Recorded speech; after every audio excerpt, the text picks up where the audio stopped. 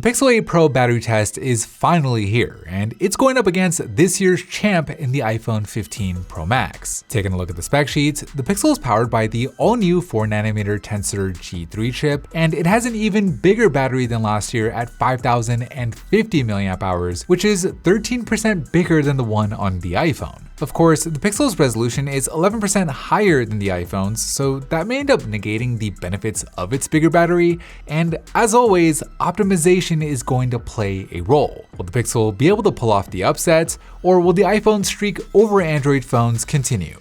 Let's find out.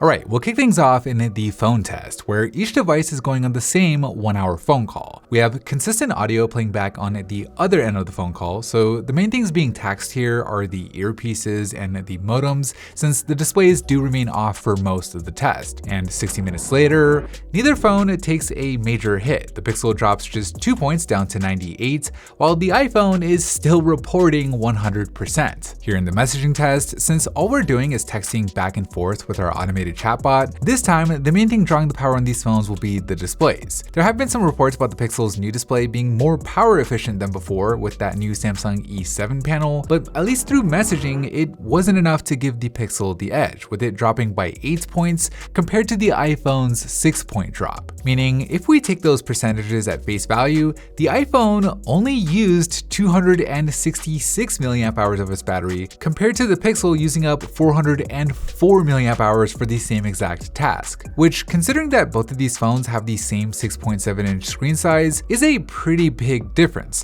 Now, it is worth noting that the Pixel does have a higher resolution than the iPhone, which may help explain some of the difference, and at least through the email test, things were definitely closer, with the Pixel's battery only dropping by 1 point more than the iPhone's did. But the iPhone still did better, with it now 5 points ahead of the Pixel as we work on the browser test. This is the first test where we're really taxing the CPUs on each phone, with us loading up the same set of websites and then scrolling through them a couple of times, where after an hour, this time the Pixel does better, with it dropping by 9 points compared to the iPhone's 10-point drop. So finally, some good news for the Pixel. In fact, compared to last year's Pixel 7 Pro, the Pixel 8 Pro is actually trending 3 points ahead. But we'll see if we can keep it going here in Instagram, where we're simply scrolling through the home feed, so the displays should be ramping up to 120 Hz during the actual scrolls, and then hopefully down to 10 Hz during the pauses, where after an hour,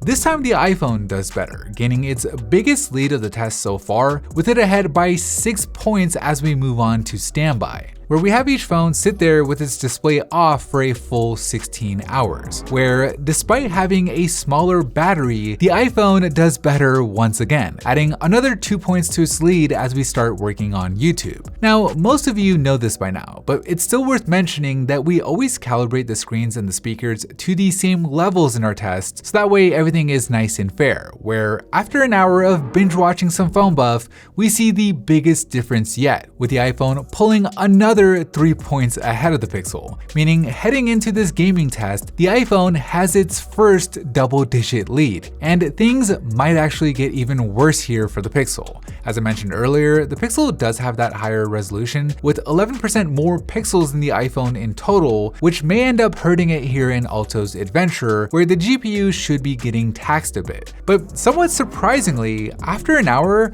the two phones performed identically. So really nice to see that the Pixel was able to stop the bleeding. Let's see if we can do the same here in the maps test, where we're simulating navigation with GPS turned on and the phone's actively seeking traffic information.